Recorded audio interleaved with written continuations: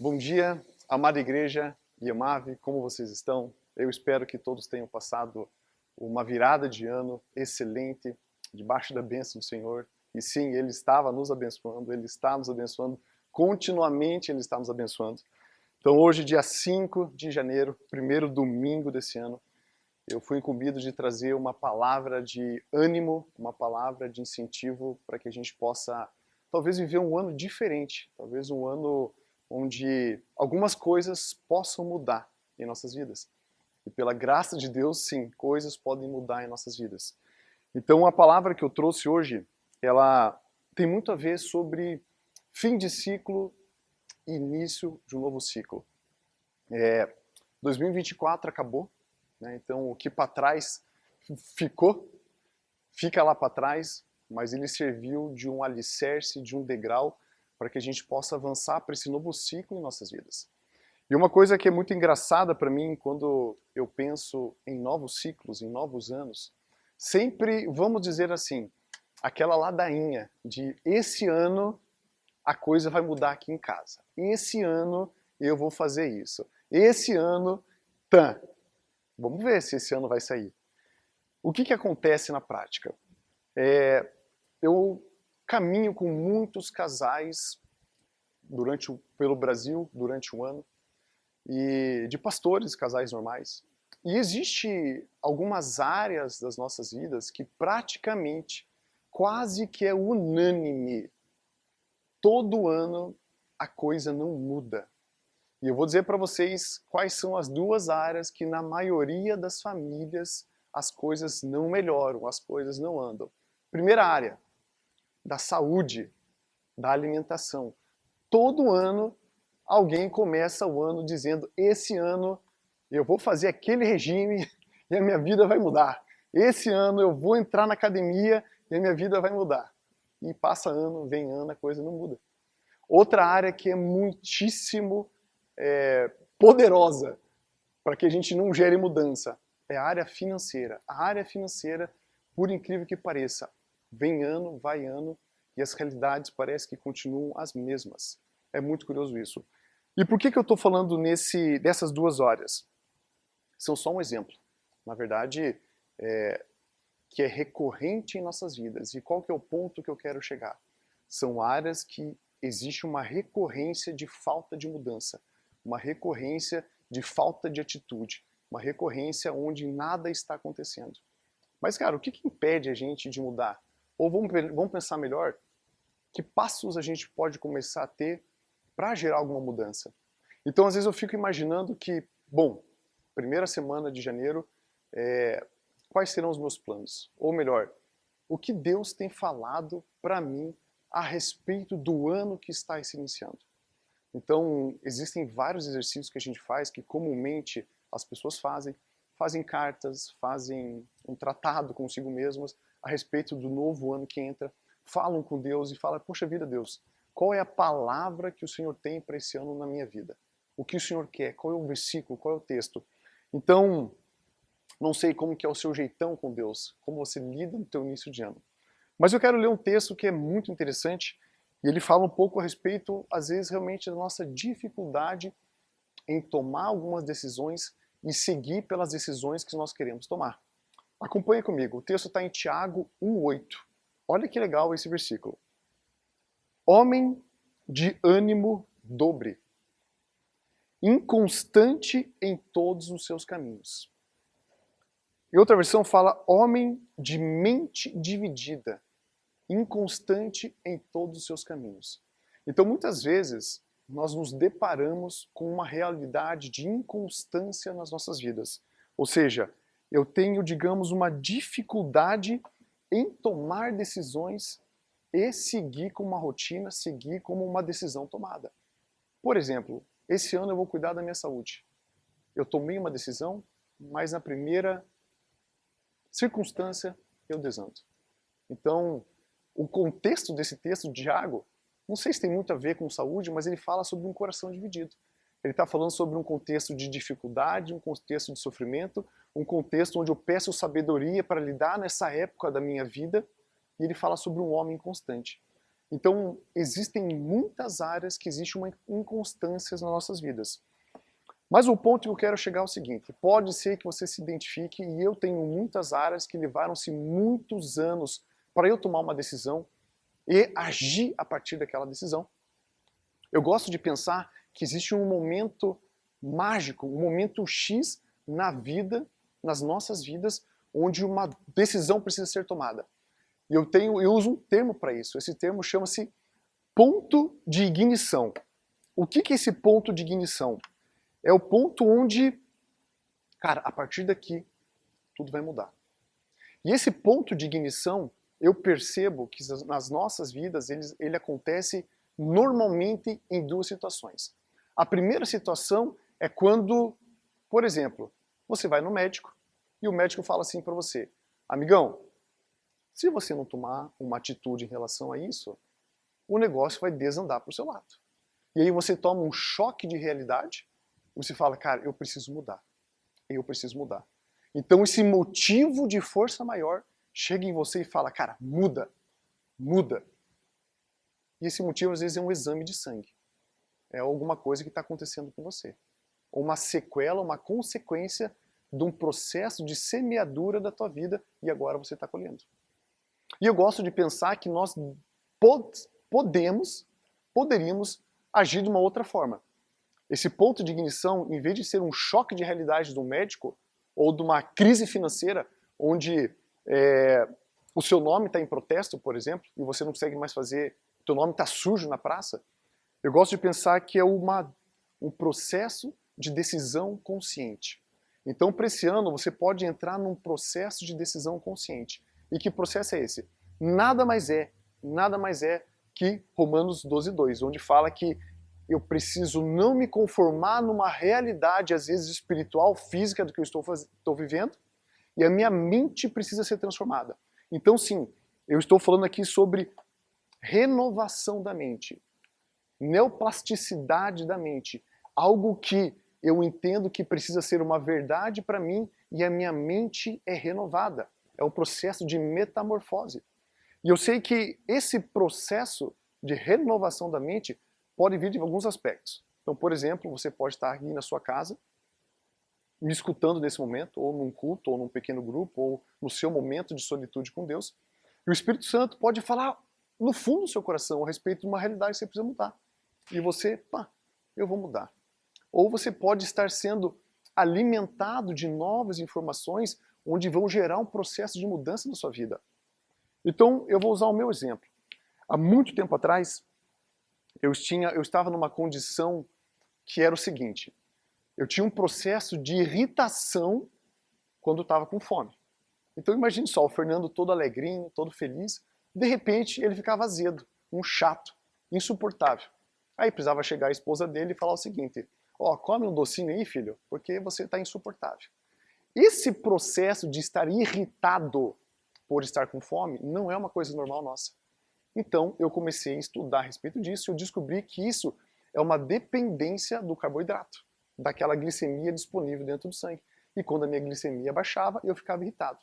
E aí eu comecei a entender, capaz, eu preciso mudar essa realidade. E aí eu entendi, comecei a buscar informação, comecei a estudar, e eu percebi que se eu conseguisse me desvencilhar do carboidrato, eu ia mudar.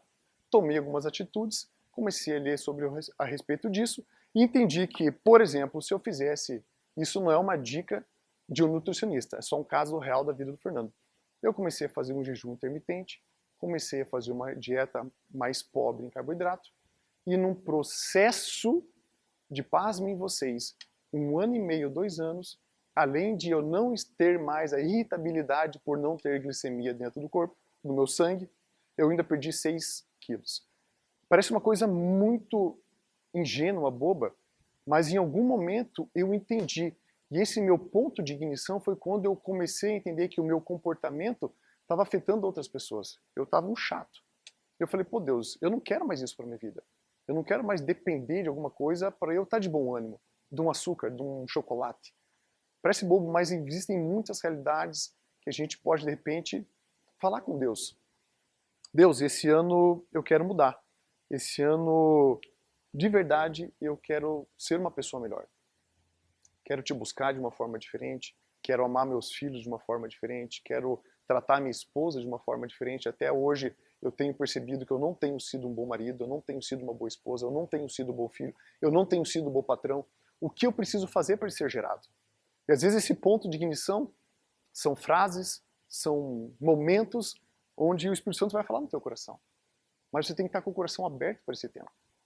E para ilustrar e para colocar a nossa dependência no Senhor, de que às vezes Ele realmente está querendo um processo novo em nossas vidas, eu quero ler mais um texto para vocês. E esse texto está em Provérbios 16:3. E ele diz o seguinte: consagre ao Senhor tudo o que você faz, e os seus planos serão bem-sucedidos. Esse texto, assim, para mim, ele é um texto âncora para uma tomada de decisão para um ano que eu quero iniciar. Então vamos lá, vamos recapitular. Às vezes existem situações na tua família, na sua vida, que estão perdurando anos e aquilo precisa ser mudado. Decisões, atitudes, comportamentos. E eu tenho certeza que Deus talvez também quer que isso seja mudado, que seja transformado na sua vida, porque você está sofrendo. A sua alma está sofrendo. E isso precisa acabar. E esse texto está falando que quando eu consagro tudo que eu faço, e às vezes esse ato de consagrar, e é uma coisa muito interessante, que essa palavra no original, ela fala o seguinte: rolar, rolar embora. Ou seja, esse processo de eu pegar essa coisa, essa decisão, esse momento, esse ponto de ignição da minha vida e falar: Deus, eu estou rolando ele para você. Eu estou confiando ele para você. Ele vai fazer com que esse plano seja bem sucedido na sua vida. Então, para o Fernando, mais uma vez, o exemplo na minha vida é, em muitas atitudes ou muitos desejos meus, eu literalmente pego um papel, um caderno, e eu escrevo isso. Existe algo, um mecanismo na escrita, onde você tira toda aquela coisa que está ruminando na sua mente e você põe no papel no sentido: Deus, esse ano, esse ano, eu quero me valer disso, pá. Isso é confiar a Deus. Agora eu estou colocando diante do Senhor. E esse texto fala que os nossos planos, todos eles serão bem-sucedidos. Não porque existe algo mágico em fazer, mas eu vou colocar a minha dependência nesse Pai de amor. E esse é o ponto aqui. Eu estou falando sobre graça. A graça operando em nossas vidas. Então, nesse processo de tomar decisão, de mudança de comportamento, de mudança de atitude, seja ele qual for, existe uma intencionalidade nossa em deixar rolar e confiar em Deus isso. Existe uma ação de uma graça que gera influência nas nossas vidas. Por exemplo, um texto que para mim ele clarifica isso de uma forma muito, muito preciosa é o texto de Tito 2:11, por exemplo. Olha o que diz esse texto. Porquanto a graça de Deus se manifestou salvadora a todos os homens. E olha o que essa graça faz às nossas vidas. Educando-nos para que, renegadas a impiedade e as paixões mundanas, vivamos no presente século sensata, justa e piedosamente. Ou seja, o papel da graça na minha vida e na sua vida é uma ação de influência para que algo seja gerado dentro de mim. Isso nada mais é do que um lugar de dependência. Um lugar onde eu confio aquilo ao Senhor e Ele vai fazer. Deus é um Deus de graça. E todo o processo, para mim, se resume onde Deus dá aos seus amados enquanto Ele dorme. Salmo 127. Tem sido uma palavra rema nesses últimos tempos na minha vida. Onde eu simplesmente confio. Eu confio que Deus vai operar algo dentro de mim. O meu papel, eu não sei. É colocar num papel, é colocar essa atitude diante do Senhor, é colocar minha dependência nele. Então, amados, quais são os 3 passos, os 3 pontos que eu quero compartilhar com vocês essa manhã? Primeiro passo, primeiro ponto. Busque a renovação da sua mente. O Espírito Santo, ele tem o poder de agir dentro da nossa mente, dentro do nosso coração. Isso é algo intencional que eu tenho que desejar isso. Eu quero que a minha mente seja renovada. Que eu gosto de chamar que é o nosso ponto de ignição. Aquele ponto-chave. Cara, a partir daqui vai ser diferente. Coloque seus planos no papel. Então, nós temos um ano inteiro pela frente. Às vezes a gente não consegue nem imaginar tudo que o Senhor quer fazer. Às vezes você pode simplesmente pegar uma folha em branco e falar, Pai, quero preencher essa aqui. O que o Senhor quer que eu faça? O que o Senhor quer que eu seja? O que o Senhor quer que eu viva? E começa a escrever. Deixa o Espírito Santo falar no teu coração.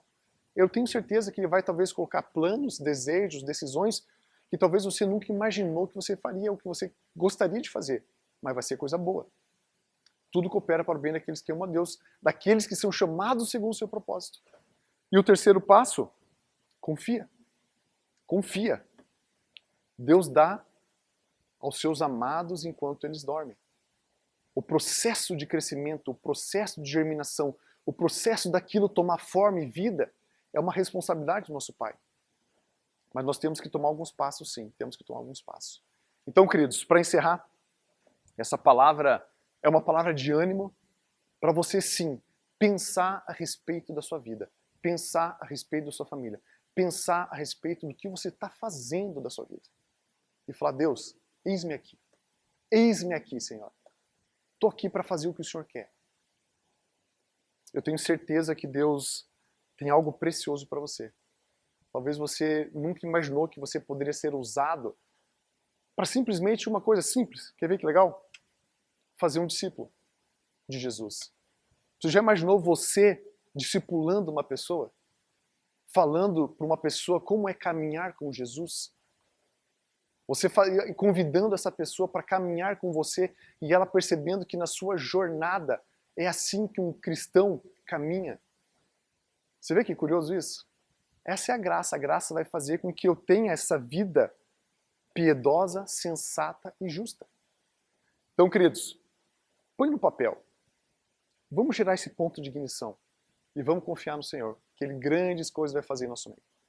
Então, com isso, eu me despeço de vocês. Declaro realmente um ano especial para as nossas vidas. Deus está conosco e Ele já tem nos abençoado.